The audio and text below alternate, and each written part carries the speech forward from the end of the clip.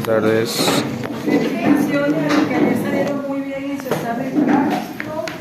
De verdad que muy contenta con las notas.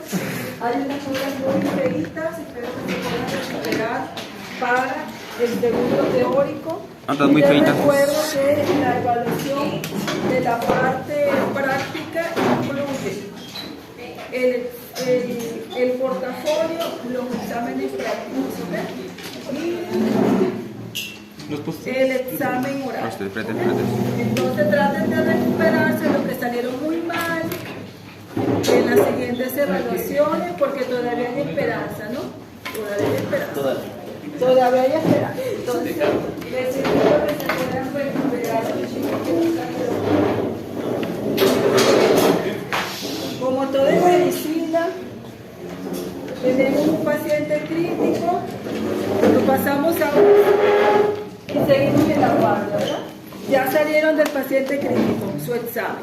Seguimos en la guardia y luego vamos a ir a ver a nuestro paciente crítico al final de la guardia. Listo. Vamos a tocar, aquí vamos a tener algún poco que va a llegar a un momento de eso, que nos vamos a marear, hasta yo me voy a marear. Pero vamos a tratar de prestar atención lo más que puedan. Yo sé que después de un examen y a esta hora quizás es un poco difícil, pero vamos a tratar de todos hacer el máximo esfuerzo. El máximo esfuerzo de parte de ustedes y también lo haremos. Una ventanita porque hay que dejar circular el aire.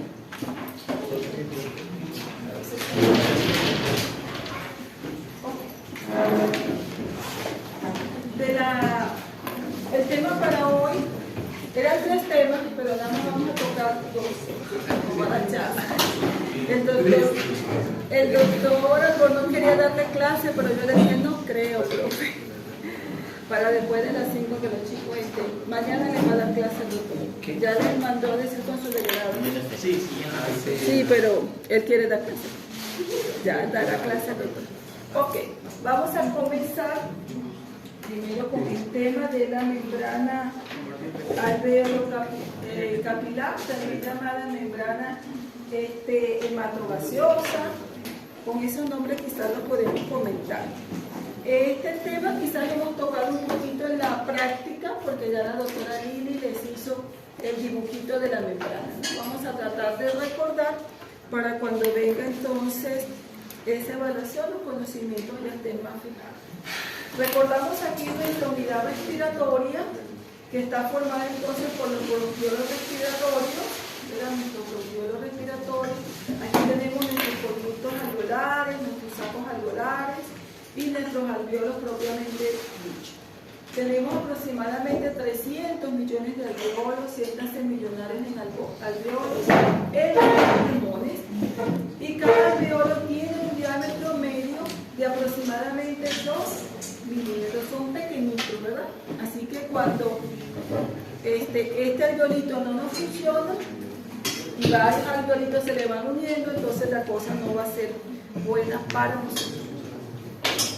Las paredes de los alveolos son muy delgadas, muy delgaditas, y entre los alveolos hay una red casi sólida de capilares interconectados. Entonces los alveolos están rodeados por esa red capilar. Debido a lo extenso del plexo capilar, se ha descrito que el flujo de la sangre en la pared alveolar es una lámina de sangre que fluye, o sea, siempre está en continuo flujo. Así es evidente que los gases alveolares están muy próximos a la sangre de los capilares pulmonares, y eso también va a favorecer su difusión. El intercambio gaseoso entre el aire alveolar y la sangre pulmonar se produce a través de las membranas de todas las porciones terminales de los pulmones, no solo en los propios alveolos. Todo donde haya ese contacto alveolo-sangre, allí, ¿verdad? Y por supuesto que esté funcionando adecuadamente la membrana, se va a poder hacer el intercambio. Todas estas membranas se conocen de manera colectiva como membrana respiratoria, también denominada membrana pulmonar, y es la que vamos a estar comentando en la tarde de hoy. Aquí tenemos un dibujito que quizás ya es muy conocido por ustedes, donde nosotros podemos ver nuestros alveolos, ¿verdad? Y esa red capilar que lo va a cubrir, que cubre la superficie de ese alveolo, donde vamos a tener aquí nuestra arteriola pulmonar. Si ustedes pueden ver, su color es azul, porque trae, ¿verdad?, representando ese flujo de sangre sin oxígeno que ha regresado al corazón, ¿verdad? Y aquí tenemos nuestra vénula pulmonar representada en color rojo, flujo de sangre recién oxigenada de regreso al corazón, ¿verdad? Y ahí tenemos entonces esto que va a permitir que se pueda llevar entonces la difusión del oxígeno y el dióxido de carbono a través de esa membrana especial. La transferencia de oxígeno y dióxido de carbono a través de la membrana se produce por difusión.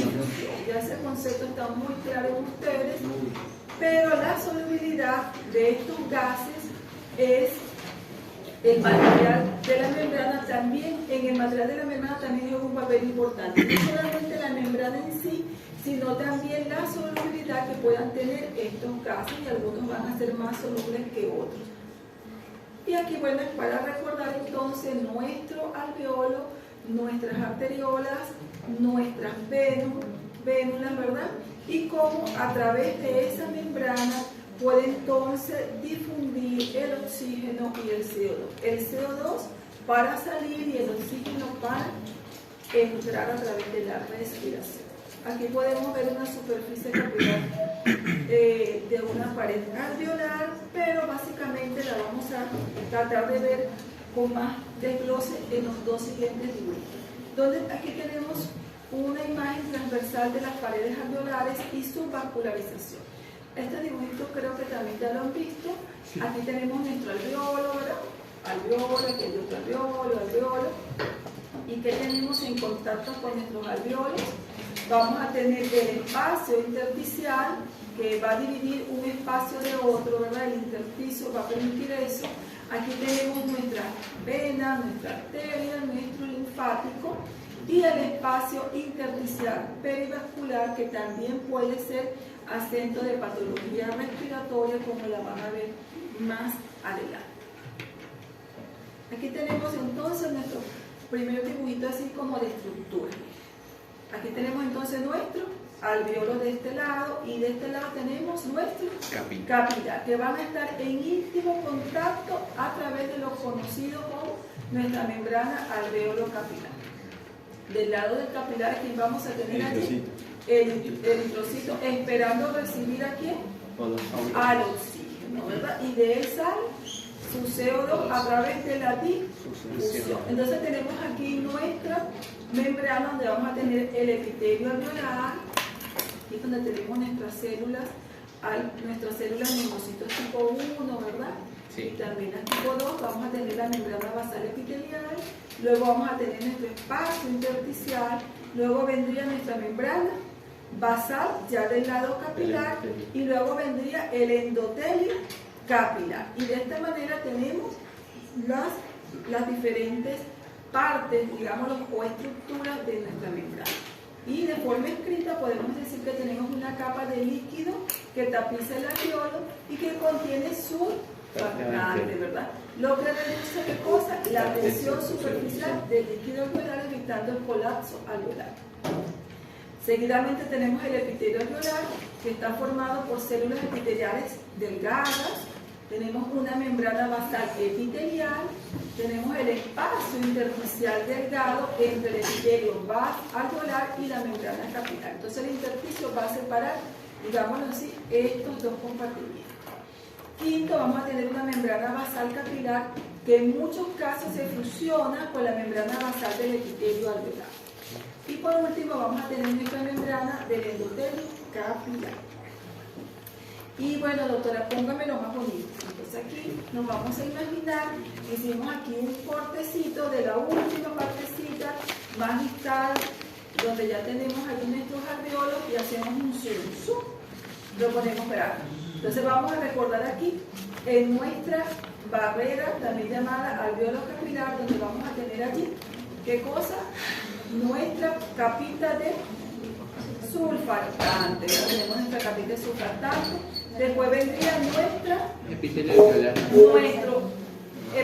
alveolar, que básicamente está compuesto por neumocitos tipo 1 y tipo 2. Y los más grandes y menos cantidad tipo los tipo 2.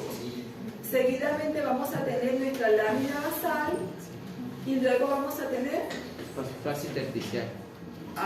El espacio intersticial y aquí vamos a tener un flujo, ¿verdad? Sí. Vamos a tener los eritrocitos desoxigenados que están así azulitos y los eritrocitos oxigenados que van a estar así rojitos, y aquí vamos a tener un flujo sanguíneo que va a ser siempre continuo, eso no para, ¿verdad? Porque nuestra respiración tampoco va a parar. No nos vamos a olvidar de nuestros macrófagos alveolares que están también a nuestra defensa allí en esa. ¿El macrófago también puede estar como epitelio o no tiene? Está en el epitelio.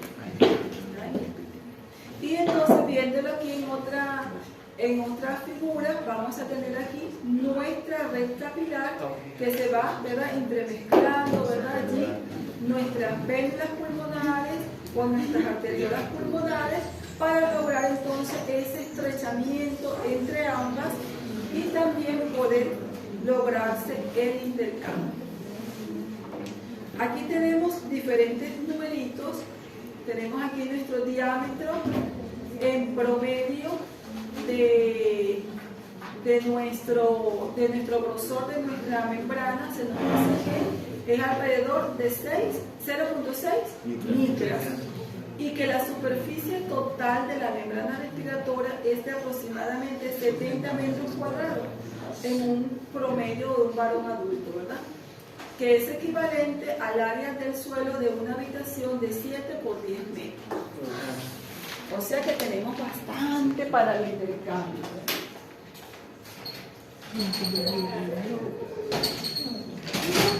Que vayan, se pueden ir corrigiendo los mensajes.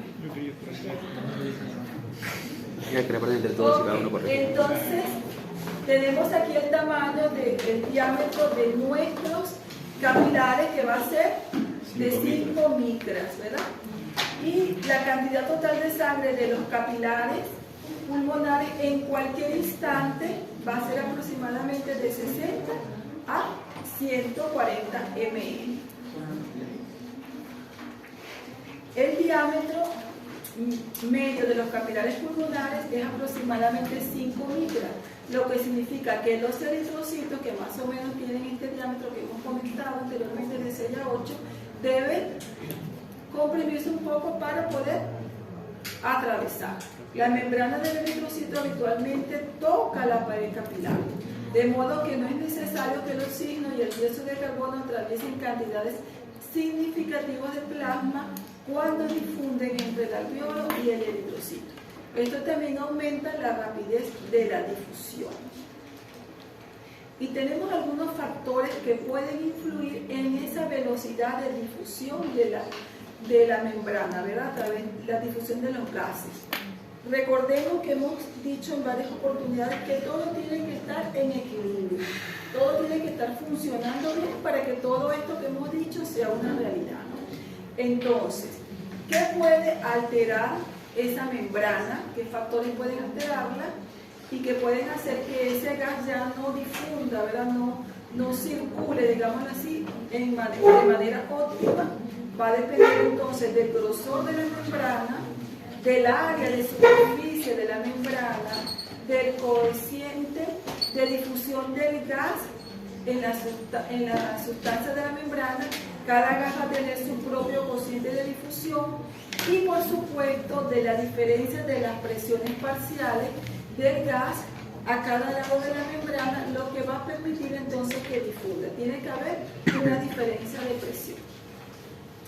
Si tenemos aumento del grosor de la membrana como consecuencia de la presencia de líquido de edema en ese espacio intersticial, eso lo van a ver quizás cuando vean ya la fisiopatología del edema, van a aprender un poquito más de eso, y en los alveolos, de modo que los gases respiratorios deben difundir no solo a través de la membrana, sino a través de ese líquido que ha sido producido de forma anormal. Entonces, esto va a permitir que la difusión no se logre de manera rápida como lo estábamos mencionando. En enfermedades pulmonares que produzcan fibrosis de los pulmones, también esto puede aumentar el grosor de alguna parte de la membrana, ¿verdad?, respiratoria. Como la velocidad de difusión a través de la membrana es inversamente proporcional al grosor de la membrana, cualquier factor que pueda aumentar su grosor, que va a ser 2 o 3 veces más a su valor normal, puede interferir de manera significativa en el intercambio respiratorio normal. Entonces, cualquier grosor de la membrana me va a interferir en mi intercambio gaseoso. Área de superficie de la membrana. La recepción, por ejemplo, si nosotros tenemos 2 pulmones, nos quitan un pulmón, ¿qué va a pasar? O nos quitan un lóbulo o un segmento, nuestra área de superficie total va a quedar disminuida. Y si nos quitasen un pulmón completo, quedaría a la mitad de lo que hemos dicho anteriormente. En el enfisema confluyen muchos alveolos, con desaparición de muchas paredes alveolares. Por lo tanto, esto también va a repercutir. Las nuevas cavidades alveolares son mucho mayores que los alveolos originales. Entonces, el área de superficie total de la membrana respiratoria, con frecuencia que va a pasar, disminuye hasta 5 veces debido a la pérdida de esas paredes alveolares. Entonces, este enfisema también me va a traer problemas a nivel de lo que va a ser la difusión. Cuando el área de superficie total disminuye aproximadamente 1/3 a 1/4 de lo normal, se produce un deterioro significativo del intercambio de gases a través de esa membrana. E incluso en situación de reposo y durante los deportes de competición y otros ejercicios intensos, incluso una mínima disminución del área superficial de los pulmones puede producir un deterioro grave en el intercambio respiratorio de gases. O sea, si yo tengo una superficie que está disminuida, no va a ser igual mi respiración o lo que el cuerpo puede equilibrar cuando yo hago deporte, cuando yo hago un esfuerzo mayor. Ese es el enfisema, ¿no? No, esto ya hablando de cualquier causa que me puede disminuir, aunque el enfisema lo disminuye. Entonces, algo que me disminuya la superficie total, alguna enfermedad, como dijimos, fibrosis, etcétera, ¿qué va a pasar? Va a repercutir en el intercambio, y ahí ustedes van a tener una clase donde van a ver los grados de disnea, ¿no? Eso va a depender del grado de compromiso que haya en el pulmón. El grado de compromiso va a limitar a la persona. ¿Por qué? Porque fíjense que si hay disminución de esa superficie, el intercambio pues tampoco se va a dar de forma satisfactoria.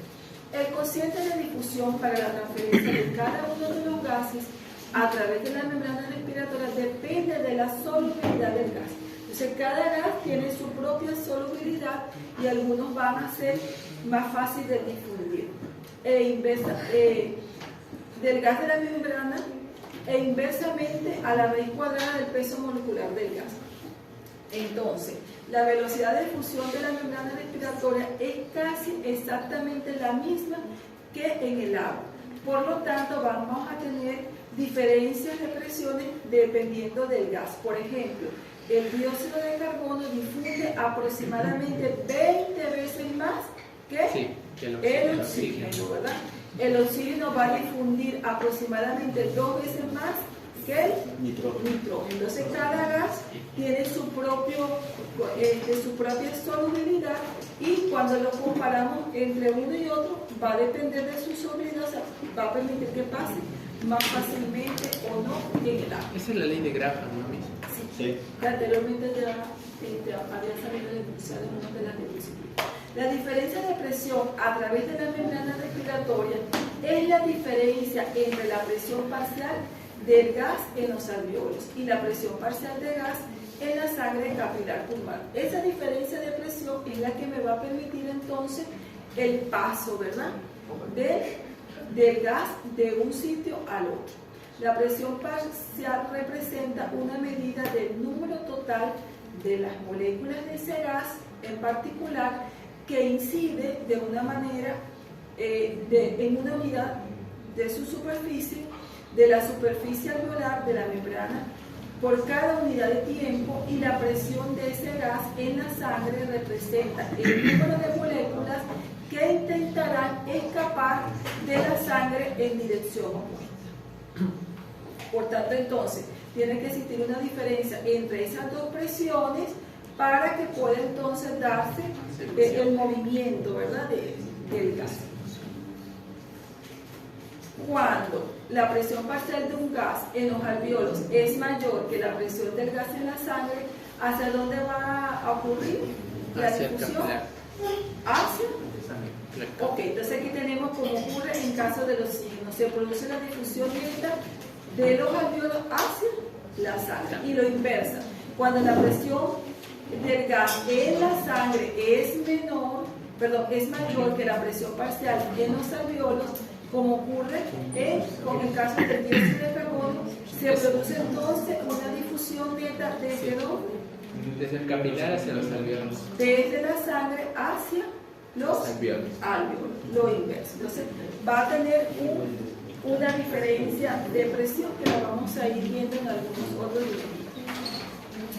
La capacidad de difusión de la membrana respiratoria de intercambiar un gas entre los alvéolos y la sangre pulmonar se expresa en términos cuantitativos por la capacidad de difusión de la membrana respiratoria, que se define como el volumen entonces de un gas que difunde a través de la membrana en cada minuto para una diferencia de presión parcial de 1 milímetro de mercurio. Entonces podemos decir que en un varón joven la capacidad de difusión de oxígeno en condiciones de reposo es en promedio 21 ml por minuto por mercurio. Y vamos a seguir avanzando, esto lo pueden ir con calma. Vamos a comentar un poco acerca de la capacidad de difusión del dióxido de carbono. Nunca se ha medido la capacidad de difusión del CO2 porque el CO2 difunde a través de la membrana respiratoria con tanta rapidez que la presión del CO2 medida en la sangre pulmonar no es muy diferente a la presión del CO2 de los alvéolos. Con las técnicas disponibles actualmente, esta diferencia es demasiado pequeña como para poderla medir. Entonces, bueno, ¿qué han hecho? Las mediciones de la difusión de otros gases han mostrado que la capacidad de difusión varía directamente con el cociente de difusión del gas en particular.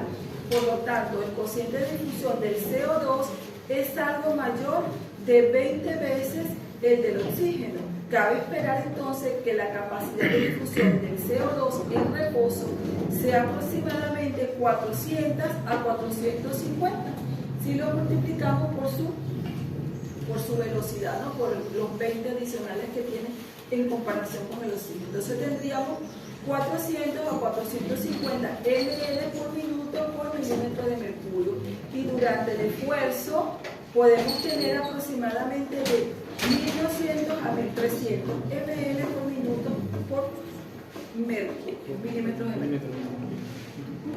Y aquí tenemos entonces esta figura que nos permite ver las diferencias. Aquí, ¿verdad? Aquí el reposo, el rojito en reposo, y aquí cuando hacemos ejercicio. Fíjense lo que pasa con el CO2 cuando hacemos ejercicio. ¿Qué pasa? La capacidad de difusión aumenta muchísimo, difunde fácil, difunde muchísimo. Y del oxígeno, fíjense que también aumenta, pero no es tan exagerado como lo vemos aquí. Y del monóxido también va a haber mayor difusión, ¿okay? Pero aquí el que va a predominar entonces va a ser el CO2. El transporte de oxígeno y dióxido de carbono en la sangre y los líquidos tisulares.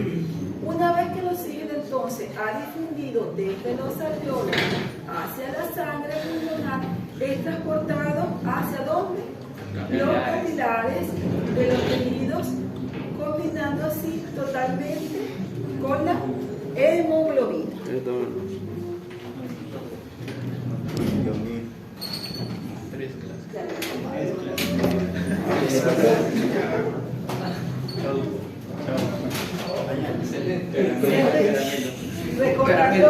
la cita con el doctor a las 7:30. ¿Qué? Clase mañana con el doctor a las 7:30. O a las 7:30, Se supone que mañana es nuestro día. Sí, ya vamos, concentremos, nos volvamos. A mí sí está bien, está bien. Regrese. La presencia entonces, decíamos que pasa y difunde, ¿verdad? Y se combina entonces con quién? Con hemoglobina. Y de ella vamos a hablar en otra clase, porque en respiratorio vamos a ir dando como clases que a la final van a ir uniéndose para poder entender todo lo que pasa en ese transporte de CO2 y de oxígeno. La presencia de hemoglobina en los eritrocitos permite que la sangre transporte 30 a 100 veces más oxígeno que lo haría si pudiera transportarlo en forma de oxígeno disuelto en el agua de la sangre. Por eso es la importancia que tiene la hemoglobina, porque es la que va a permitir transportar rápidamente el oxígeno, ya que si el oxígeno tuviese que ser transportado disuelto sería más lento, ¿verdad? Por eso hay oxígeno libre también, dice. Sí, pero esa es otra clase. Ya está. En otra clase vamos a hablar del oxígeno libre y del oxígeno poco a poco, ¿ok? Tranquilo que al final del ciclo deberían de comprender todo. Deberíamos. Esa es la meta. Debería. Hay mucho Y del dicho al hecho hay mucho trecho. En las células, los tejidos corporales, el oxígeno entonces reacciona con varios nutrientes para formar grandes cantidades de ¿qué? De dióxido de carbono. Entonces las células utilizan Puedo grabar en 4K. y a la final botamos el CO2. Este CO2 entra en los capilares tisulares y es transportado de nuevo hacia los pulmones y es transportado de varias formas que también lo vamos a discutir en otra clase. El dióxido de carbono, al igual que el oxígeno, también se combina en la sangre con sustancias químicas que aumentan entonces también su transporte 15 a 20 veces más el transporte del CO2.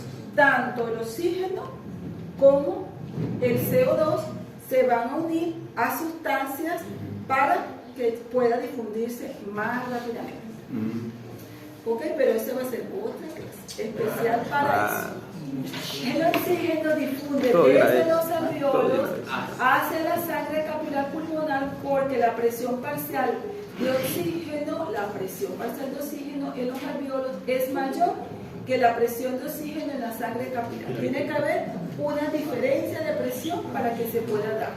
Y entre los tejidos del cuerpo, una presión de oxígeno en la sangre capilar que en los tejidos hace que el oxígeno difunda hacia las células circulantes. Entonces tenemos que tener una diferencia de presión a nivel alveolar y a nivel capilar para que se pueda dar la difusión. Y esto va a ser tanto del oxígeno como del CO2.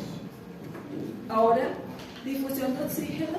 Entonces la presión de oxígeno, de oxígeno gaseoso del alveolo es en promedio 104, mientras que la presión de oxígeno de la sangre venosa que entra en el capilar pulmonar en su extremo arterial es un promedio de 40, porque se extrajo una gran cantidad de oxígeno desde la sangre cuando pasó a los tejidos periféricos.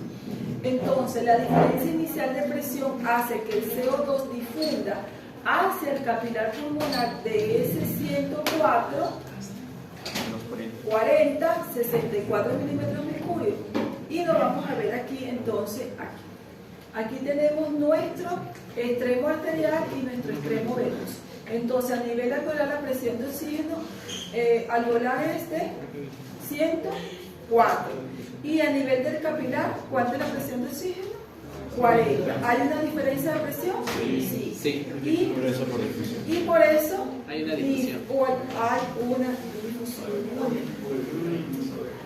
Durante el ejercicio muy intenso, el cuerpo de una persona puede precisar hasta 20 veces más oxígeno de lo normal. Porque entonces cuando hacemos deporte necesitamos más oxígeno. Debido al aumento del gasto cardíaco durante el ejercicio, el tiempo que la sangre permanece en el capilar pulmonar puede reducirse menos de la mitad de lo normal. Entonces, ¿qué es lo que pasa aquí? Aumenta el gasto cardíaco y ¿qué pasa? El flujo está haciendo que circule más, ¿verdad? Pero más rápido. Más rápido, y entonces ¿qué va a pasar? ¿Va a haber mayor difusión o menor? Mayor difusión de nuestro oxígeno. ¿Ok? Esto puede explicarse, bueno, en el mismo dibujito. Bueno, la primera, la capacidad de difusión del oxígeno aumenta casi 3 veces durante el ejercicio. Esto depende principalmente al aumento del área de superficie de los capilares que participan en la difusión y también al cociente de ventilación-perfusión. También tiene que estar bien esta relación para que pueda darse también. Es más próximo al ideal en la parte superior de los pulmones, entonces se logra realizar mejores intercambios, ¿no? Que lo vamos a ver en la clase del viernes. Vale. Sí, porque todo por participación. Aproximadamente el 98% de la sangre que entra a la aurícula izquierda desde los pulmones acaba de atravesar de los capilares alveolares y se ha oxigenado a una presión de oxígeno aproximadamente de 104, casi toda, fíjense. ¿Y qué pasa con el otro 2%? El otro 2% de la sangre ha pasado desde la aorta a través de la circulación bronquial que vasculariza principalmente los tejidos profundos de los pulmones. Ese es el otro 2%. Y no está expuesta ¿a qué? Al aire pulmonar. Esto es importante que lo recuerden porque se lo pregunté al otro grupo. Este flujo sanguíneo se denomina flujo de derivación, lo que significa que la sangre se deriva y no atraviesa la zona de intercambio gaseoso. Eso es importante recordar. No. Cuando sale de los pulmones, la presión de oxígeno de la sangre que pasa por la derivación, por ese sitio, es aproximadamente la de la sangre venosa sistémica. Tiene la misma presión y es entonces alrededor de 40. Cuando esta sangre se combina, luego se combina en las venas pulmonares con la sangre oxigenada procedente de los capilares alveolares, se denomina entonces mezcla venosa de sangre, que hace entonces que la presión de oxígeno de la sangre que entra al corazón izquierdo y que es bombeada hacia la aorta disminuye aproximadamente a 95%. Y esa sería la explicación de ese cambio de presiones dado por la oxigenación que tiene esa sangre. Y aquí podemos ver quizás un poquito esquemáticamente, ¿no? Entonces aquí tenemos la sangre capilar pulmonar, la sangre arterial sistémica y la sangre capilar sistémica. Entonces la sangre venosa sistémica, su presión en los capilares pulmonares asciende. Aquí tenemos esa pequeña mezcla de sangre que deriva de la parte bronquial, ¿verdad? Y la vena. Y luego se mezcla allí Disminución de la cantidad de y disminuye entonces un poquito aquí. ¿Qué pasa? La presión capilar sistémica y luego se equilibra ahí con la sangre venosa sistémica. Y aquí podemos ver entonces en este dibujito ese extremo arterial del capilar que tiene una presión de oxígeno de 95, tendríamos la presión intersticial de 40, hay un gradiente de presión y luego en el extremo venoso capilar se va a equilibrar prácticamente al mismo número, ¿verdad?, que tenemos en la presión intersticial de 40. Entonces, la presión de oxígeno a nivel de la arteria del capilar es de 95, porque está bien oxigenada, y aquí tenemos en el extremo venoso del capilar 40 la presión de oxígeno. ¿Okay? Bueno, esto lo vamos a ver acá en este dibujito. Aquí tenemos también, aquí tenemos el flujo sanguíneo. Fíjense, el flujo sanguíneo aumenta. Aquí tenemos el consumo de oxígeno normal, el punto A y nuestro punto B. Y aquí tenemos la presión del líquido intersticial que dijimos que estaba en 40, ¿no? Entonces, ¿qué pasa cuando aumenta el consumo de oxígeno. Fíjense cómo nuestra curva baja, ¿verdad? Hacia, digámoslo, hacia abajo, hacia la derecha. Y si es un tercio del consumo de oxígeno de lo normal, más bien aumenta, ¿no? Y aquí tendríamos en nuestro punto C, cuando el flujo estaría disminuido, de aquí que sería nuestro punto de referencia de normalidad. Entonces, ¿qué pasa con la presión del líquido intersticial? También estaría disminuyendo, ¿no? Aquí disminuye también la presión del líquido. Ok. En resumen, la presión de oxígeno tisular está determinada por un equilibrio entre la velocidad de transporte de oxígeno en la sangre hacia los tejidos y la velocidad a la que los tejidos utilizan el oxígeno. Eso es importante, ¿verdad? Si hay más demanda, tenemos que tener mayor velocidad para que llegue allá más, ¿verdad? En las demandas de las células, el organismo tiene mecanismos que vamos también a comentarlos en detalle cuando veamos qué pasa con la parte de nuestro cerebro, ¿no? Nuestro cerebro capta también información. Hemos dicho que tiene que tener, digamos, un equilibrio en todo, comenzando desde el cerebro, la pleura, los pulmones, la membrana, el grosor, todo, para que pueda darse esto. Y para que cuando nuestros tejidos necesiten más oxígeno, ¿qué hace el cuerpo? ¿Qué hace el cerebro? Demanda más oxígeno. Demanda. Da la orden, oxígeno, algo tienes que hacer. Y cuando el cuerpo no logra compensar, vamos a ventilación mecánica, lamentablemente. Eso es lo que llega a pasar. Ahora de los capilares periféricos a la célula de los tejidos. El oxígeno está siendo utilizado siempre por la célula, ¿verdad? Como ustedes lo saben. Por lo tanto, la presión de oxígeno intracelular de los tejidos periféricos siempre es más bajo que la presión de oxígeno de los capilares periféricos. Además, en muchos casos hay una distancia física considerable entre los capilares y las células, no como decíamos en la membrana que están ahí juntitos, ¿no? Por tanto, la presión de oxígeno intracelular normal varía desde un valor tan bajo como 5 milímetros hasta un valor tan alto como 40 milímetros, que fue de referencia promedio que hicimos antes.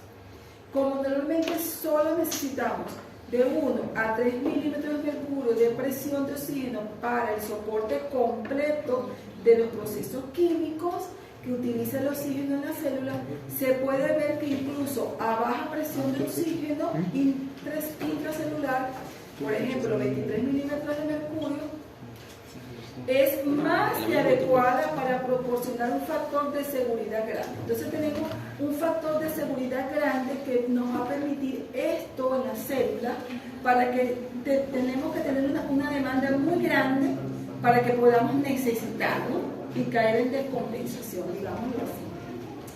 Cuando las células utilizan oxígeno, prácticamente todo se convierte en CO2, ¿verdad?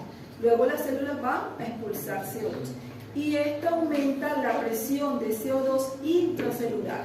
Debido a esta elevación de la presión de CO2 en las células tisulares, el CO2 que va a pasar difunde desde las células a los capilares. Favorece entonces también su difusión. Entonces, la presión de CO2 aproximadamente sería la presión de CO2 intracelular 46. La presión de CO2 intersticial, 45. Hay así una diferencia de presión de 1, pero este 1 es suficiente para que se produzca la difusión. La presión de CO2 de la sangre arterial que entra en los tejidos es de 40 y la presión de CO2 de la sangre venosa que sale de los tejidos es de 45. Entonces también tenemos una diferencia de presión. Y la presión de CO2 de la sangre que entra en los capilares pulmonares en el extremo arterial es de 45 y la presión de CO2 del aire alveolar es de 40.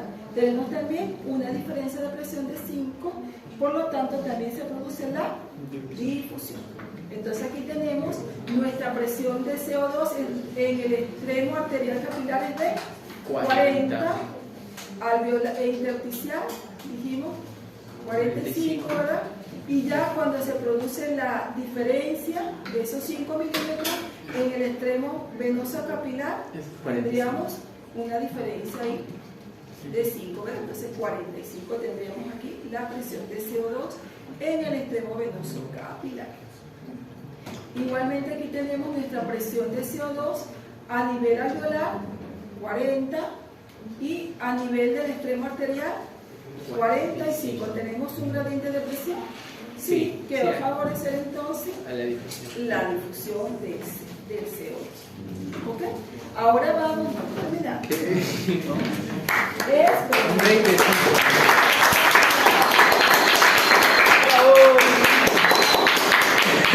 Ustedes son exagerados. Un poquito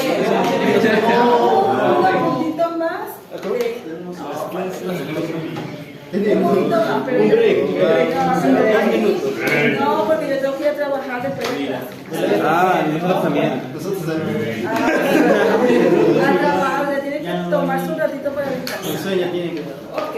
Entonces, fíjense, El sueño está que llama la puerta. hemos nombrado quizás muy superficialmente ese tiempo que necesita para que se produzca la difusión. Ese tiempo de cuánto sería, de 0.75 segundos que necesita el oxígeno para difundir. Fíjense que aquí tenemos nuestra presión parcial ya en 0.5 segundos, fíjense, ya alcanza su difusión. O sea que la difusión se logra en poco tiempo, ¿no? En poco tiempo se logra pasar ese oxígeno. Aquí tenemos nuestros capilares arteriales y al final de lo que es nuestro capilar, fíjense que ya al final del capilar, antes, ya al 0.25 segundos, ya se ha logrado que pase, que difunda la mayor cantidad de oxígeno. Ok, entonces aquí es para recordar las diferentes presiones que hemos dicho. Gases se intercambian por difusión simple a nivel de la membrana alveolo-capilar y a nivel de los tejidos también, ¿verdad? El oxígeno extraído de los pulmones corresponde con el consumo de oxígeno por el organismo, que serían 250 ml por minuto. Entonces aquí sería el resumen, ¿verdad? Nosotros tenemos que tener una circulación que nos permita traernos ese CO2 para que pueda al final salir por nuestros alveolos, y tenemos que de nuestros capilares pulmonares extraer nuestro oxígeno para llevarlo entonces a la circulación sistémica y ser utilizado en los diferentes tejidos. La capacidad de difusión del pulmón. La capacidad de difusión del pulmón deriva de un reajuste de la ley del físico. Incluye la superficie de intercambio de la membrana, el cociente de difusión del gas y el grosor de la membrana. Lo que quiere decir que estas tres cositas tienen que estar en equilibrio, ¿verdad? Mayor grosor, mayor.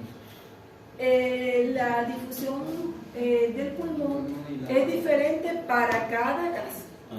Determina la tasa de transferencia de un gas por milímetro de mercurio de gradiente de presión y se expresa en unidades de ml por minuto por milímetro de mercurio. Y aquí tenemos un dibujito que nos ilustra la difusión.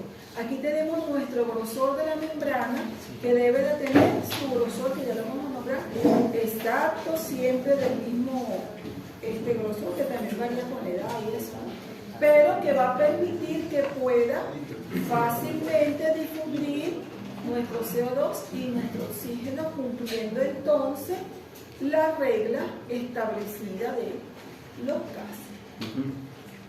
¿Ok? Inversamente proporcional a la tensión,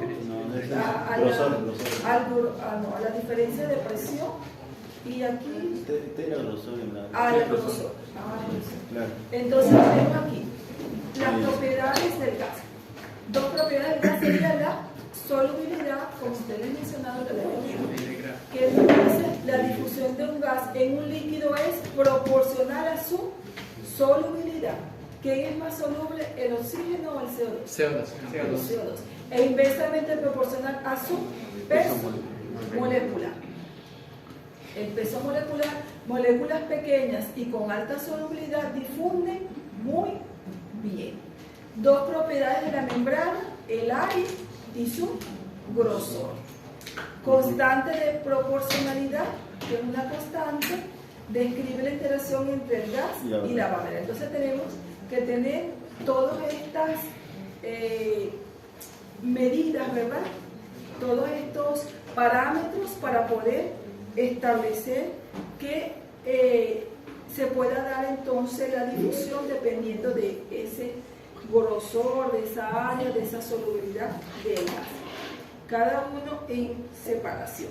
Aquí tenemos un dibujito donde nos presenta una distancia. Aquí pueden ver la distancia. Aquí tenemos nuestra membrana, ¿verdad? Nuestra barrera allí, nuestro grosor de membrana. Entonces, nuestro grosor, si tenemos un grosor grande, ¿qué pasa con el flujo? Disminuye. El flujo es más bajo. Y tenemos una distancia, un grosor de barrera menor, ¿qué pasa con el flujo? Es más alto, ¿verdad? Aquí estamos hablando de la difusión del oxígeno, de la presión de oxígeno. Entonces aquí vamos a tener nuestro grosor.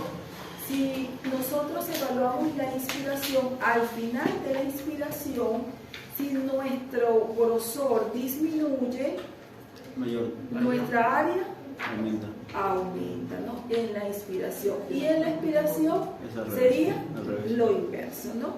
Eso tienen que recordarlo. Entonces son inversamente. Son inversos. Y aquí tendríamos con respecto al oxígeno y al CO2, si comparamos aquí, ¿no? Oxígeno y CO2. Entonces, también van a haber diferencias entre ellos en la inspiración y en la expiración. Entonces, en la inspiración, ¿qué pasa con el oxígeno? Va a aumentar. ¿Qué pasa con su membrana? Su grosor de membrana al final de la expresión disminuye y el área aumenta, ¿no?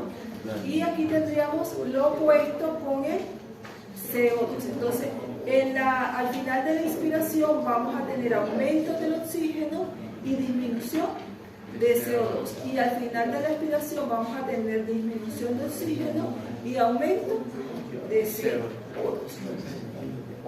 Y aquí tenemos el tiempo transcurrido entonces de un eritrocito por los capilares es de ¿cuánto? 0.75 segundos. Pero decíamos que rápidamente ya en los primeros 0.25 segundos ya se ha logrado el paso de la gran cantidad, casi completo, el 80%, digamos así, del paso del oxígeno.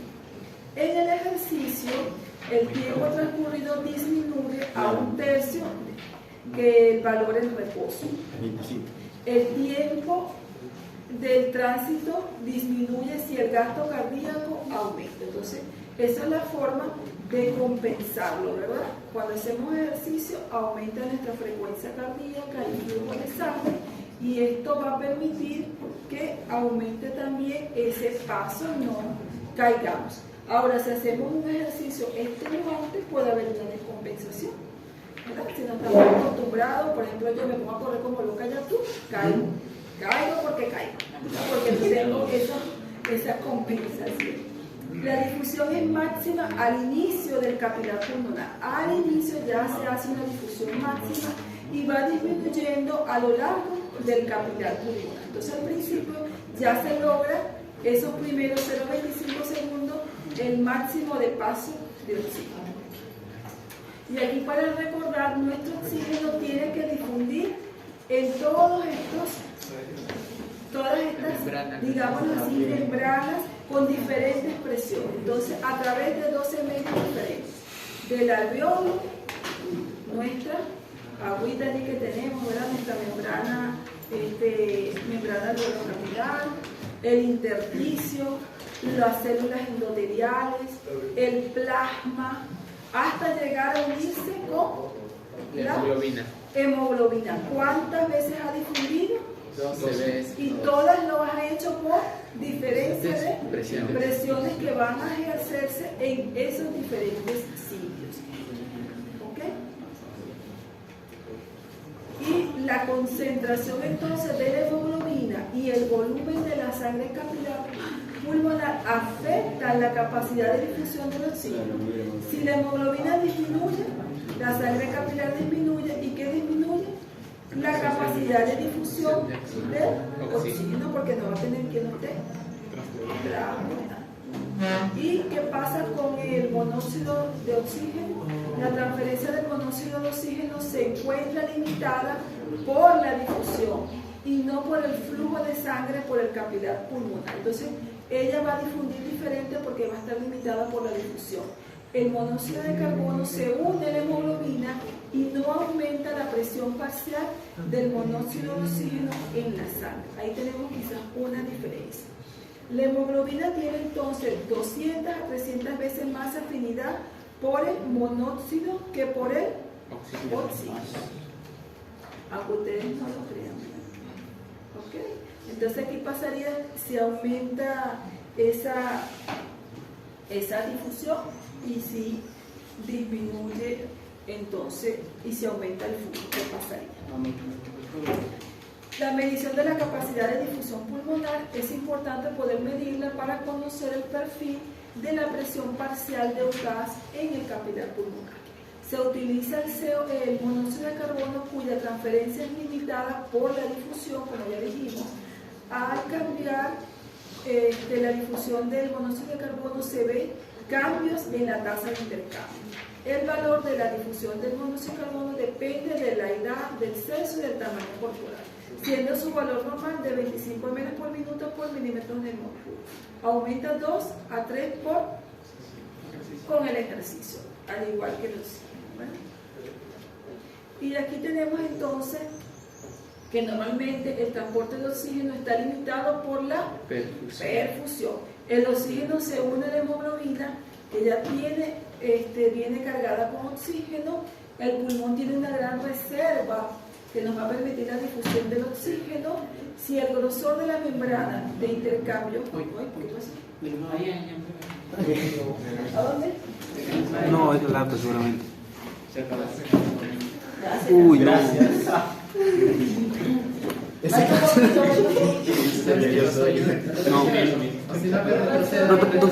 Doctora, retroceda.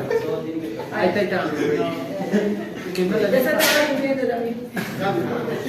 Entonces vamos a concluir con esta partecita y damos punto de terminar. Si el grosor de la membrana de intercambio aumenta o el área disminuye, ¿esto afecta la difusión?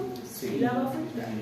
Este concepto es importante porque las patologías van justamente a alterar el grosor de la membrana, va a alterar el intersticio y todo eso va a disminuir que se pueda lograr un intercambio adecuado. Y además, también otras situaciones como por ejemplo el ejercicio, nos dice aquí, la persona si hace ejercicio disminuye el tiempo para la difusión también. Y la presión arterial de oxígeno disminuye también y se ve afectada por la difusión del propio oxígeno. Bueno, aquí tenemos otras causas que sería el ejercicio y la altura, ¿verdad? Todo eso sí lo vamos a nombrar en otra clase.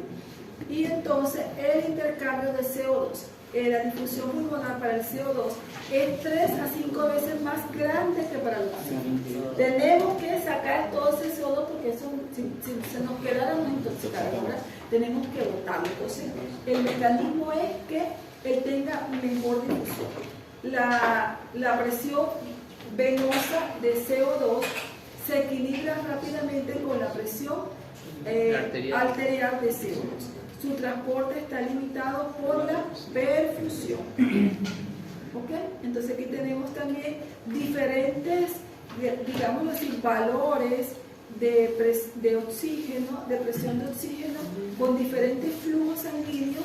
También van, si ustedes analizan la curva, va a cambiar dependiendo del flujo que pudiese haber en esas diferentes presiones. Bueno, para no fastidiarlos tanto, aquí tenemos la gráfica de nuestra fórmula, se la leen con calmita, porque una vez se la va a aprender. Muchas gracias. Doctor, no, siga. Gracias. Entonces la distribución es más lenta cuando hay más poquito. Menor. La viscosidad afecta, pero eso es otro tema. Bueno, vamos a discutir las respuestas del examen, los que tengan la fuerza. Ya, por favor.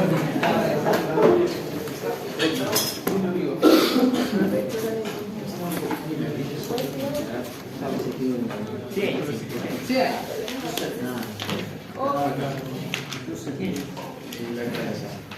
Ok. Bueno, la primera pregunta. ¿Cuál es la anomalía más frecuente del sistema respiratorio? La respuesta era la E. Atresia esofágica con o sin fístula esofágica. Sí, está bien. Eso es lo más frecuente. 0-1. Al separarse del intestino anterior, ¿qué estructuras forman el divertículo pulmonar? Tráquea y yema. La B, tráquea y 2 yemas bronquiales. La 3, el sistema respiratorio se desarrolla a partir de endodemo, la respuesta C. La 4, el receptor que se encuentra en la musculatura lisa de las arteriolas nasales y que es estimulado por la pseudoefedrina produciendo vasoconstricción es alfa 1, la respuesta A. La 5, las cuerdas vocales verdaderas se diferencian de la falsa en que las cuerdas vocales verdaderas, la respuesta es la C. ¿Cuál? Tienen músculo esquelético y un epitelio plano estratificado sin estrato Córneo. La 6. Estructura de la tráquea, la respuesta era la C. Mucosa con epitelio estratificado, cilíndrico ciliado y lámina propia de tejido conjuntivo. Submucosa de tejido conjuntivo laxo con glándulas seromucosas y algunas fibras de músculo liso y cartílago hialino y adventicio. 7. ¿Cuál de los siguientes enunciados no es cierto? La respuesta era la B. La pared de los bronquiolos contiene músculo estriado que puede contraerse o relajarse modificando el flujo sanguíneo porque no es músculo estriado, ¿verdad? La 8. De los sucesos de la inspiración señale lo incorrecto. La respuesta es la A. Se contraen los músculos intercostales internos. Sí, fácil eso. Y el diafragma. Obvio. Esa estaba súper fácil. No es un factor que disminuye la resistencia de vía aérea. La respuesta era serotonina. ¿Cómo? Sí, ¿Qué es? No. De las Está bien, capilares, ¿no? Cualquier reclamo a través del delegado con base en bibliográfica, usted sabe. 48 horas para notificar. De las capacidades pulmonares, no es cierto. La respuesta era la C. Capacidad vital 3.5 a 6 litros, porque no es hasta 6, sino hasta 5 litros. ¿Okay? Crueldad. La C. La 11. Pero la última también no. La última también podría ser. porque está bien, porque lo puse Las en quejas, blanco. las quejas. La caja con el delegado, chicos, ya lo dijo la doctora. La última, la capacidad pulmonar total es el volumen máximo al que se puede expandir los pulmones con un máximo esfuerzo posible. Eso es la definición de capacidad pulmonar. Sí. No hay error. Y el residuo de alimento. Ya, yo. Usa, ya. Pues espera, pues. Falta el volumen residual. Claro, volumen residual.